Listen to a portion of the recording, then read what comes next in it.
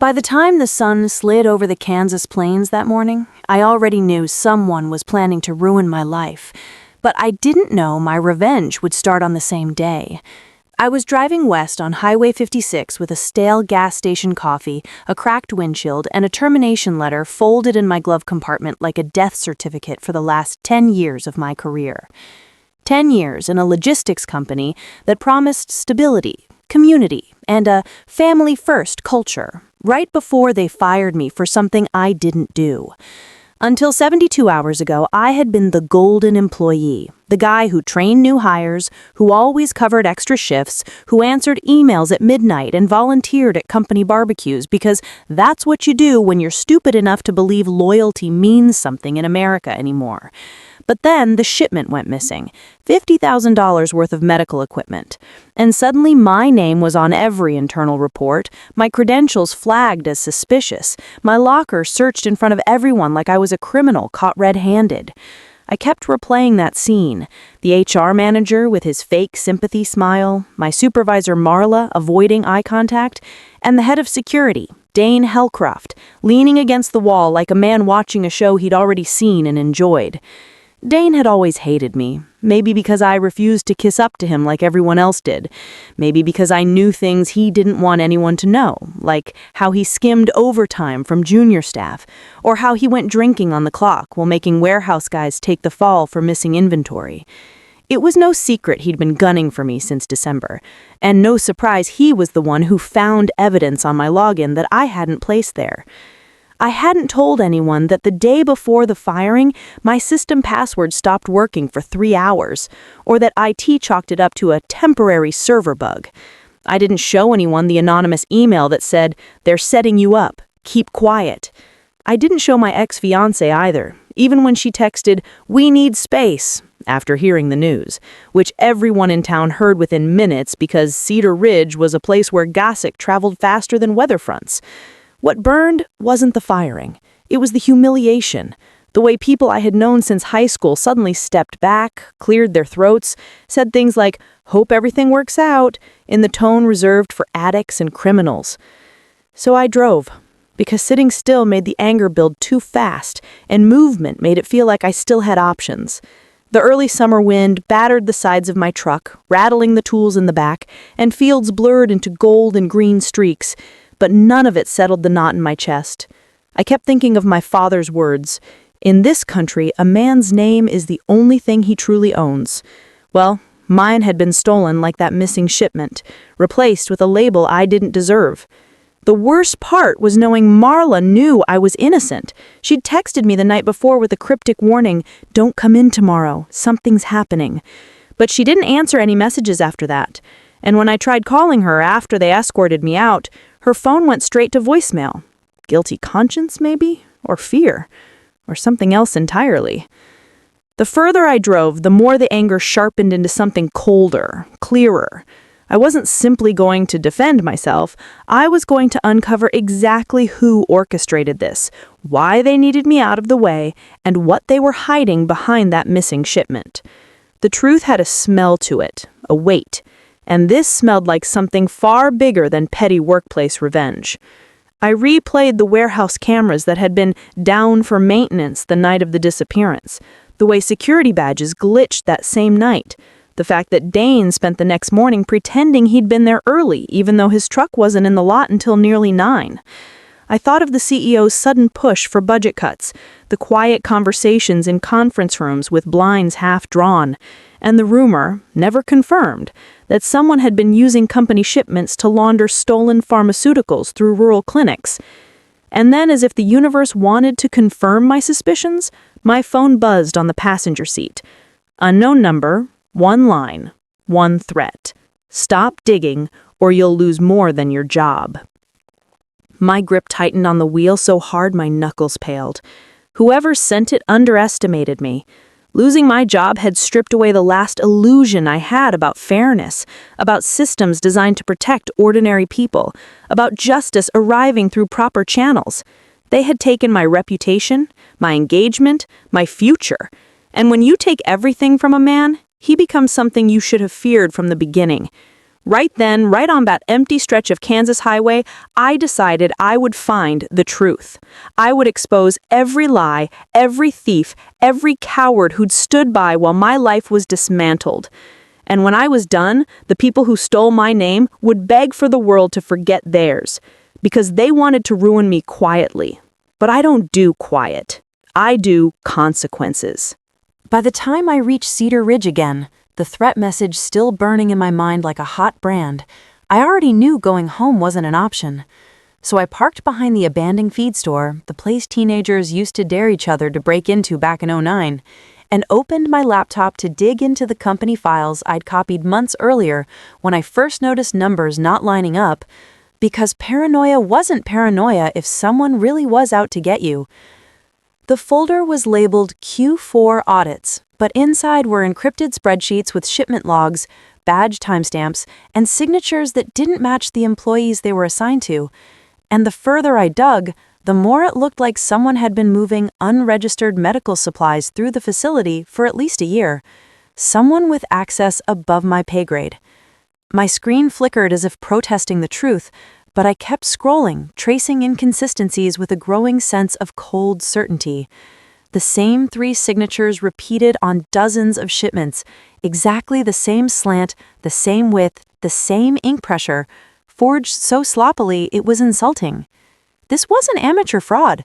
This was confidence, the kind that comes from believing no one will ever dare question you. While I worked, a storm rolled in, lightning strobing across the wide Kansas sky, thunder shaking the metal siding of the feed store. But I barely heard it. I was too focused on one line in the logs. Inventory check authorized by D. Hallcroft. Dane again. Dane, always in the margins like a greasy thumbprint. And beneath that line, the security override code used to open the restricted storage rooms after hours, a code that only 3 people in the company had access to, the director of logistics, the CEO, and somehow Dane. It made no sense. He wasn't high enough in the hierarchy to be trusted with that level of clearance. Unless someone had given it to him. Or unless he wasn't acting alone. A gust of wind slammed into the side of the building, rattling my rearview mirror, and that was when I saw the second set of headlights pull into the lot. Slow and deliberate, like the driver wasn't in a rush, but wanted me to know they were there. I snapped the laptop shut, slid down in my seat, and watched through the crack in the window as a black SUV rolled to a stop directly across from my truck. The engine idled. No one got out. My pulse hammered against my ribs, but I kept still, counting the seconds, waiting for movement. 3 minutes passed. 5. Then the passenger door of the SUV opened and someone stepped out, a silhouette I knew instantly by the stiff shoulders and military posture, Dane Hallcroft. I could see the gleam of his badge clipped to his belt even from 30 feet away. He scanned the lot, eyes sweeping across the gravel, the dumpsters, the loading dock, and then he looked directly at my truck as if he could feel me watching him. I didn't breathe. He started walking toward me, slow, measured, hands loose at his sides, not threatening, not friendly, just controlled the way a man walks when he knows he has the upper hand. I reached under the seat, fingers closing around the metal wrench I kept there for emergencies. I didn't want to fight, but I also wasn't going to let the man who framed me drag me off into an unmarked SUV. Then, just as he reached the midpoint between us, his phone rang. He stopped, answered, listened, and his posture shifted, his whole body stiffened like a dog catching a scent. He said one word, understood, and turned back to the SUV. He didn't look at my truck again. He climbed in, the headlights flashed twice, and the vehicle pulled away into the rain. I waited until the engine noise faded before I exhaled and reopened the laptop. If Dane was out here looking for me personally, then whatever I had stumbled onto was worse than I thought. I needed help, but the list of people I trusted had shrunk to nearly 0. Still, one name lingered in my mind, Marla, my former supervisor, the woman who texted me the warning, the woman who vanished the moment things went down. If anyone knew the truth, it was her. I drove to her apartment complex, an aging, water-stained building on the edge of town where porch lights flickered and stray cats ruled the parking lot. Her unit, 2B, was dark except for the faint glow of a TV through closed blinds. I knocked once, twice, No answer. I tried the door, it was unlocked. My stomach dropped. I stepped inside, calling her name softly, and the smell hit me first. A thick chemical odor layered over something metallic. The living room was a mess. Paper scattered, drawers yanked open, couch cushions slashed like someone was searching for something they didn't find. On the floor near the coffee table was a smear of something dark, blood. Not a lot, but enough to say she didn't leave willingly. Panic gripped my spine, but before I could step further, I heard a muffled vibration. Her phone. It was wedged between the couch cushions, screen cracked. A notification flashed. One new voicemail. I lifted it, hesitated, then played it. Marla's voice flooded the room, shaky, terrified. "If you're hearing this, they know you're looking. Don't come for me. Don't—" A crash interrupted her.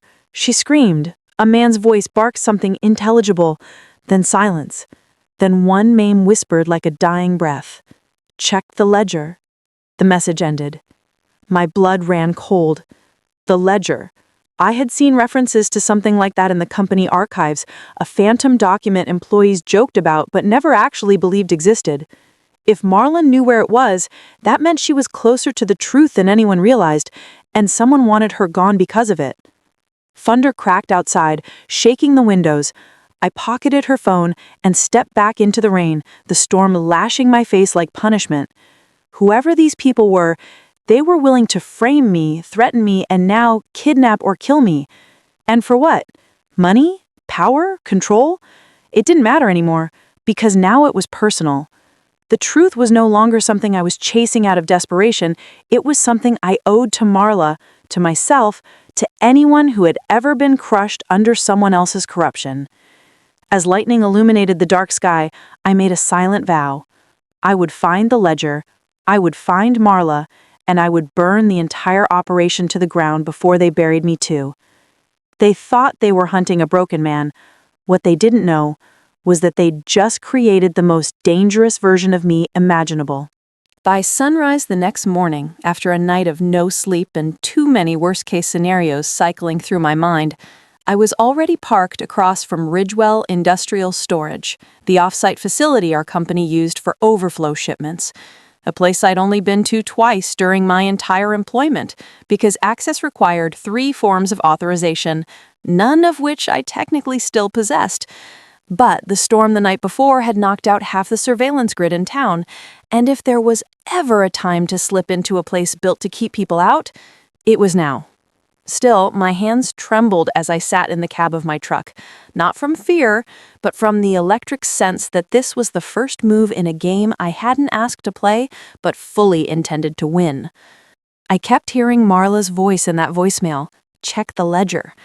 If the ledger existed, it wasn't going to be stored in some digital archive easily accessible to anyone with a login. No, something that dangerous, that damning, would be physical, hidden, protected. And Ridgewell was the only property our company controlled that wasn't subject to routine internal audits. I waited until a delivery truck rolled through the gate and slipped in behind it, timing my entry so the guard barely glanced up from his newspaper. The place was a maze of metal doors and concrete corridors, the air cold enough to sting my nose, the fluorescent lights buzzing overhead like angry hornets. I followed the layout I remembered from a mandatory training tour years ago. Secure Wing B, second sublevel, restricted access. But as I descended the stairwell, I noticed something I hadn't expected. Footprints in the dust. Several sets, fresh, leading toward the restricted vault. Someone had been down here last night. Maybe someone was still here. I gripped the wrench in my jacket pocket and forced myself to breathe evenly as I reached the heavy steel door that should have required a passcode. Instead, it was propped open with a small metal wedge. My pulse leapt. I stepped inside. The vault looked exactly like I remembered it. Floor-to-ceiling shelves stacked with crates, sealed boxes, and locked cabinets that made the room feel like a bank vault for secrets instead of money. And near the back, where the shelves dipped into an alcove, I found what I hadn't realized I'd been searching for.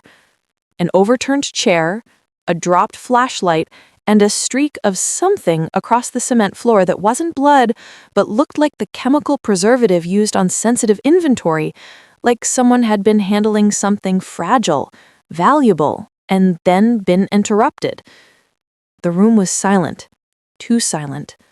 Then I heard it, a metallic click. Not loud, not close, but unmistakable. I froze, listening.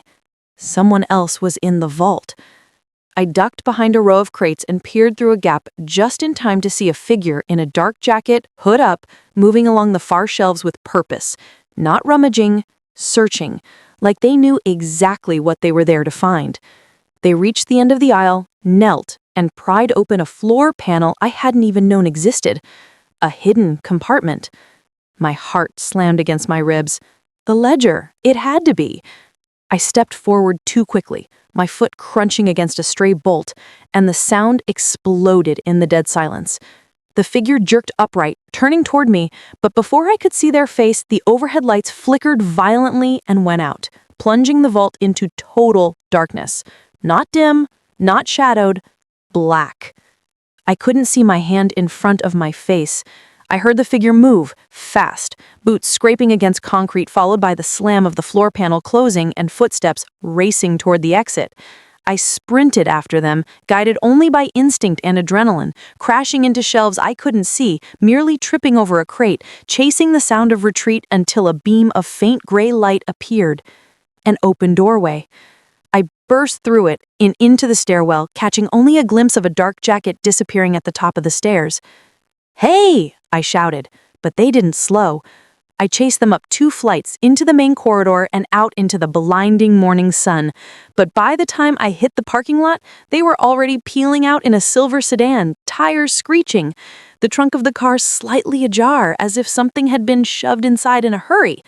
The ledger. It had to be. I ran to my truck, jumped in, started the engine, and stopped.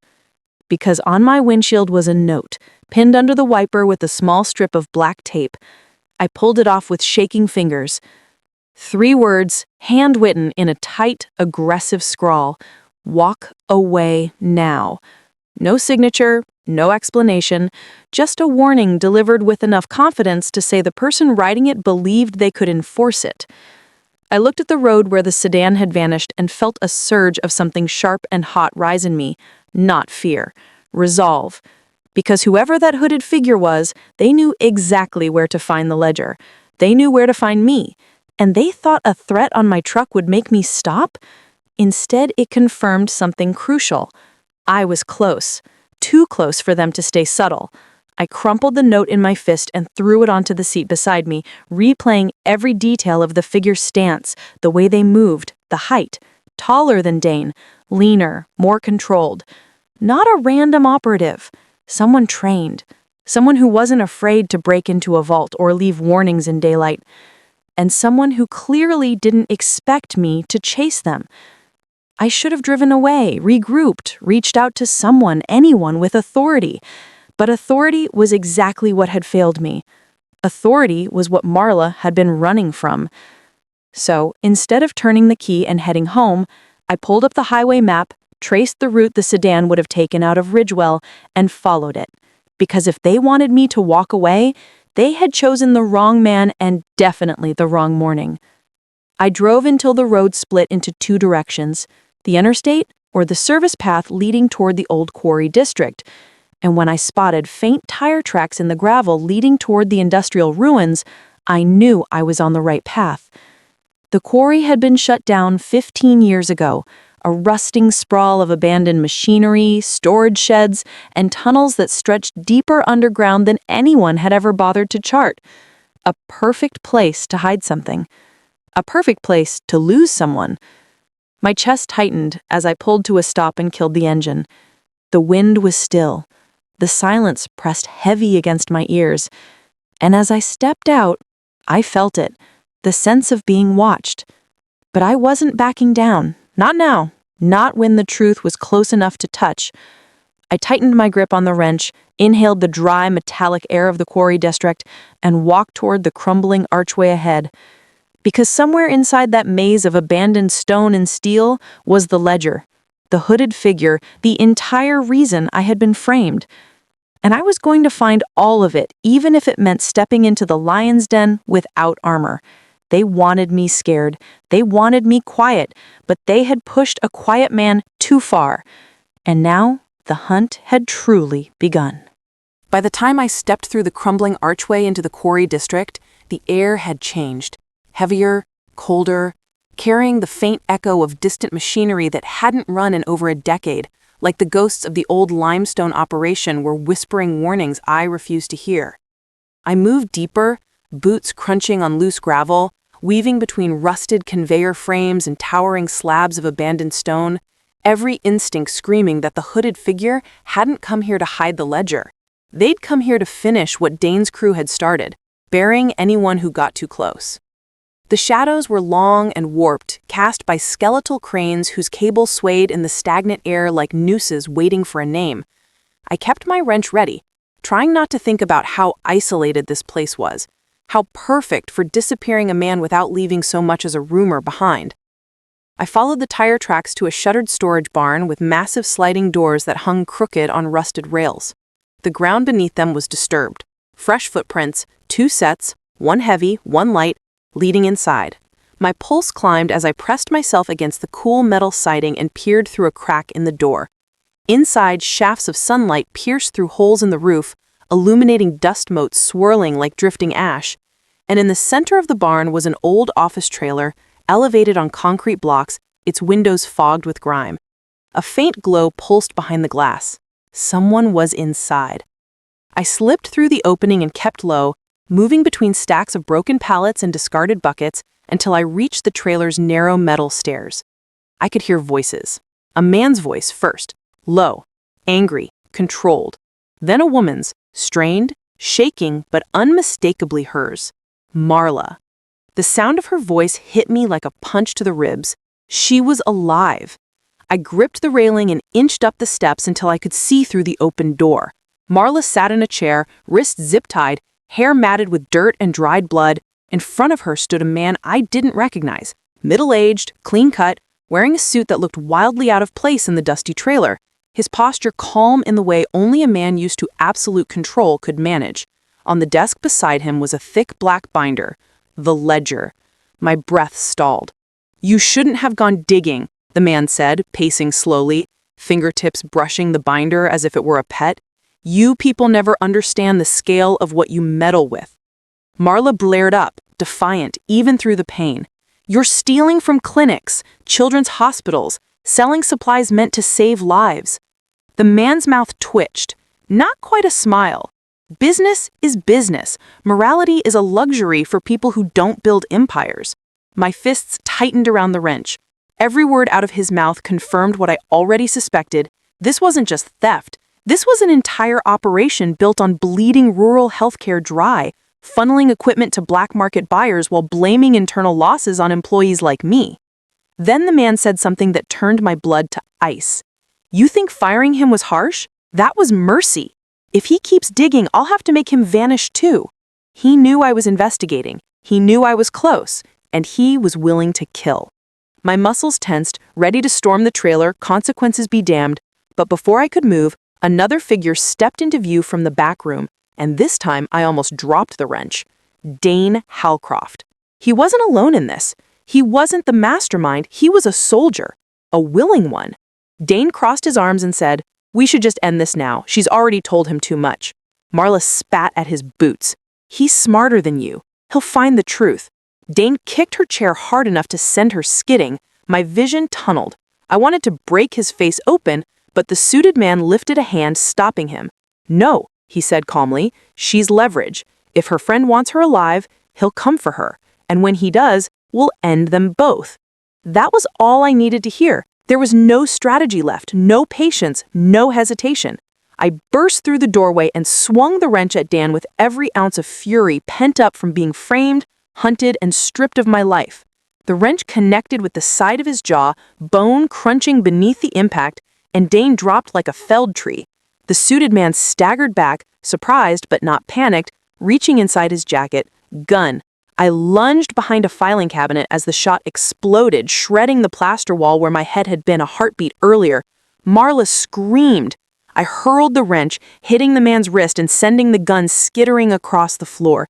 He cursed, gripping his arm, and I rushed him, slamming him against the desk so hard the ledger fell open, pages spilling across the floor, pages filled with names, payments, shipment numbers, signatures of doctors, politicians, corporate partners, an entire network, years of corruption, enough to destroy them all. The suited man recovered faster than I expected, driving an elbow into my ribs and sending me reeling. He reached for the gun, but Marla, God bless her, threw her chair sideways, tripping him long enough for me to tackle him and smash his head into the floor until he stopped fighting. The room spun around me as adrenaline crashed and reality caught up. I had just taken down 2 dangerous men in the middle of nowhere, without backup, without a plan. But it wasn't over, because as the suited man lay unconscious, his phone buzzed in his pocket. I pulled it free, one message blazed across the screen. Unit inbound, 5 minutes. Unit, not police, not help, his people. Armed, coordinated, and heading right for us. I cut Marla's zip ties, and she collapsed into my arms, trembling but conscious. We have to move, I said, grabbing the ledger with one hand and supporting her with the other. Now. She nodded weakly, forcing herself upright. We staggered out of the trailer into the blinding daylight, and in the distance, far but closing fast, I heard engines, multiple, not cars, black SUVs, just like the one Dane drove. They're going to kill us, Marla whispered. I tightened my hold on her and looked at the quarry stretching out before us. Tunnels, pits, long-forgotten escape routes carved out years before. Not today, I said, not before we burn them down. And as we ran into the labyrinth of stone and steel, ledger in hand, enemies closing in, one thing became certain. The revenge I had once imagined was nothing compared to the reckoning that was coming. We tore across the quarry floor, half dragging, half running, Marla clutching her side while I held the ledger tight under my arm, like it was the only thing keeping us alive. The engines behind us growing louder, sharp, coordinated, hunting us through the twisting stone passages, carved decades before by miners who never imagined their tunnels would one day become the battlefield for a corporate crime syndicate. Gravel skidded under our boots as we ducked into a narrow service tunnel, whose rusted beams creaked under the weight of time. The air cool and stale, our footsteps echoing like warning shots. I kept glancing back, seeing the dust clouds rising in the distance as the SUVs fanned out, their tires grinding the earth flat. "There's an old maintenance elevator at the far end," Marla gasped, pointing deeper into the dark. "It connects to the drainage culverts. We can lose them if we get underground." I didn't waste breath answering. We just pushed forward, weaving around fallen support beams and abandoned equipment, my heart pounding so hard the sound felt like it was shaking the walls. The tunnel opened into a cavernous chamber where sunlight poured through a jagged hole in the ceiling, illuminating the rusted elevator frame perched over a shaft dropping 30 feet into darkness. I yanked the metal gate open, it groaned like it hadn't been touched in years, and helped Marla inside. She hit the switch. Nothing. Dead. "Power lines are cut," she whispered, panic spiking in her voice. Outside, the engines had grown close, too close. I could hear doors slamming, boots crunching, men shouting orders. We had seconds, maybe less. I scanned the chamber, searching for anything that could give us a fighting chance, and that's when I saw it. An old industrial winch, bolted to the wall, still attached to the elevator by a thick steel cable. Manual. Heavy. Doable. I sprinted toward it, grabbed the lever, and began cranking with every ounce of strength I had left. The elevator shuddered, groaned, and slowly began lowering into the shaft, metal screeching so loudly it echoed through the entire quarry. "Hurry!" Marla hissed, but the elevator hadn't dropped far enough for me to jump in without shattering both legs. I cranked faster, the muscles in my arms burning, sweat dripping into my eyes as footsteps thundered into the chamber behind me. "There!" someone shouted. "Take them alive if possible, kill if not!" Bullets sparked off the concrete near my feet, ricocheting into the darkness. I ducked, cranked the lever one last desperate time, then threw myself toward the elevator, landing on the edge so hard I nearly slipped, but Marla grabbed my jacket and hauled me inside. The elevator propped out of sight as a volley of gunfire rained down from above, bullets slicing through the space we'd occupied seconds earlier. The shaft swallowed us in darkness, the elevator rattling against the walls as we descended into the unknown. At the bottom, the elevator slammed to a stop, jolting both of us sideways. The drainage culvert stretched ahead like a maze of concrete arteries, cold water running ankle-deep. I helped Marla move as quickly as her injuries allowed, while keeping an ear tuned to the elevator shaft behind us, the metallic groan of someone climbing down after us. "We can't outrun them forever," she said through clenched teeth. "We need help." "Who?" I asked. "Not the police, they're paid off. Not corporate security, they're part of it." She stopped, catching her breath against the wall, then pulled something from her pocket. A small key, brass, engraved with a number. "This is why they came after me, not just for the ledger. This key opens a secure terminal at the county records office. There's a backup digital copy of every illegal transaction they ever made, encrypted but crackable. If we get there, we can dump all of it to the press, federal investigators, everyone. They won't be able to bury it." It felt like hope. Dangerous, fragile hope. But before I could respond, a voice echoed down the culvert behind us, calm, steady, mocking. "Dane, you're running out of tunnels," he called, the acoustics making his voice slither around us from all directions. "And when you hit the end, guess who's waiting?" Marla's grip tightened on my sleeve. We moved faster, splashing through the shallow water, navigating branching tunnels by instinct alone, until a faint grate appeared ahead, sunlight filtering through. Freedom, maybe. I boosted Marla up, letting her pry the grate loose with trembling fingers, and she pulled herself onto the street above. I passed her the ledger, then climbed out just as Dane's hand shot out of the tunnel below, grabbing my boot. I twisted violently, kicking him in the face until he let go, then scrambled onto the pavement. We slammed the grate back down, locking it in place just as Dane's fist hammered from below. "This isn't over!" he roared. We ran, past old warehouses, across an empty parking lot, onto a service road that fed into the main stretch of Cedar Ridge. And by some miracle, an old red pickup barreled down the road toward us. I stepped into its path, waving my arms like a lunatic. The truck screeched to a halt, and the driver, a gray-bearded man in a sheriff's jacket, not the sheriff, just the county vehicle, leaned out and said, "You two look like hell. Need a ride?"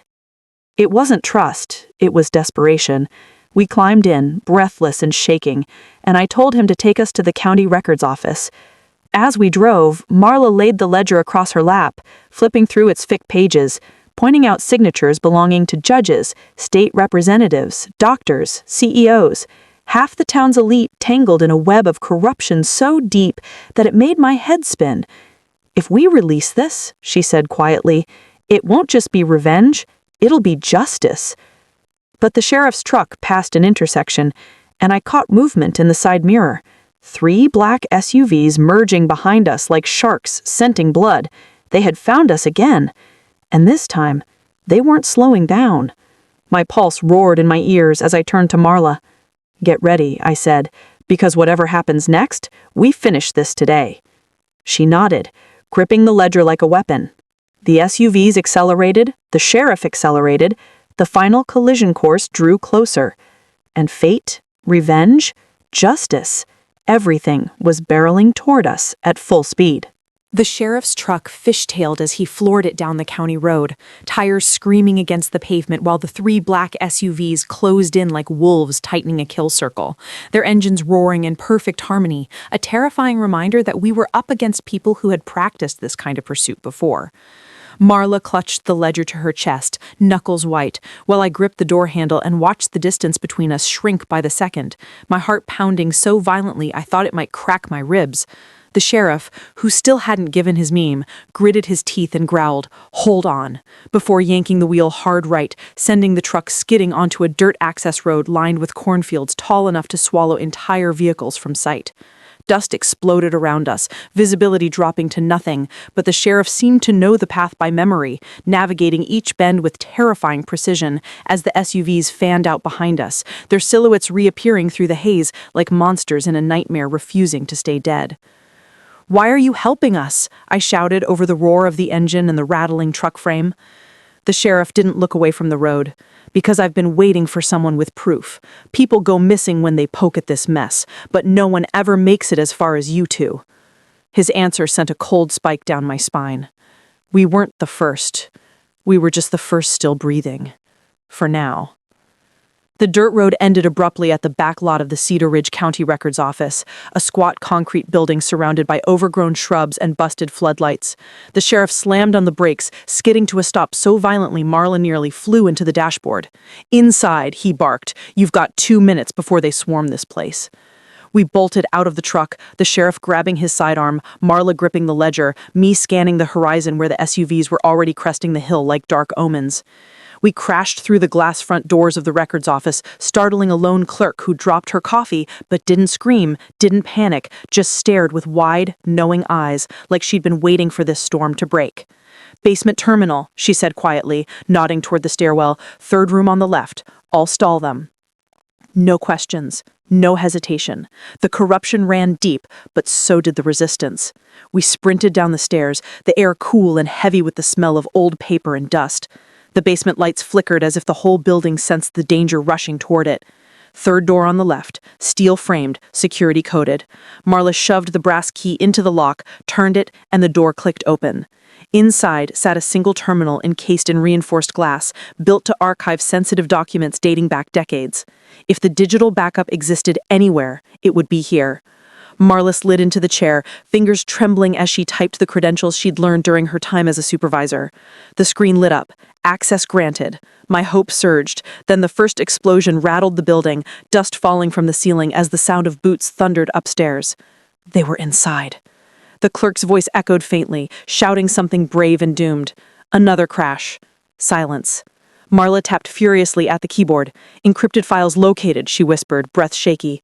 "All transactions, all names, everything." "Download it," I said, "all of it." She inserted a blank drive, the progress bar creeping forward agonizingly slow. Upstairs, gunshots cracked through the hallways, shouting, a screen, boots pounding on stairs, getting closer.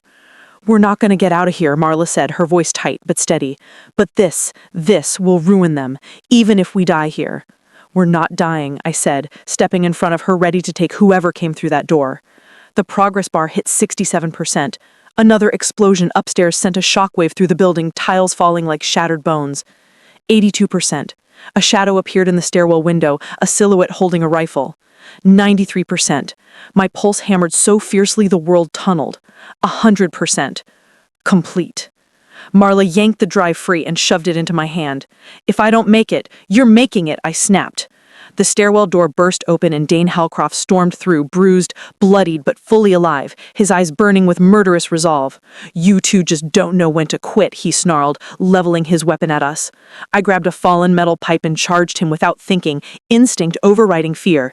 He fired, missing by inches as I smashed the pipe into his forearm, the gun clattering across the floor. He lunged, slamming me into the wall so hard my vision blurred, but rage fueled me. I elbowed him in the jaw, feeling bone give way, then drove my knee into his ribs with a sickening crack. He fell, gasping, but grabbed my leg, pulling me down with him. We rolled across the basement floor, exchanging blows that felt like they shook my spine loose.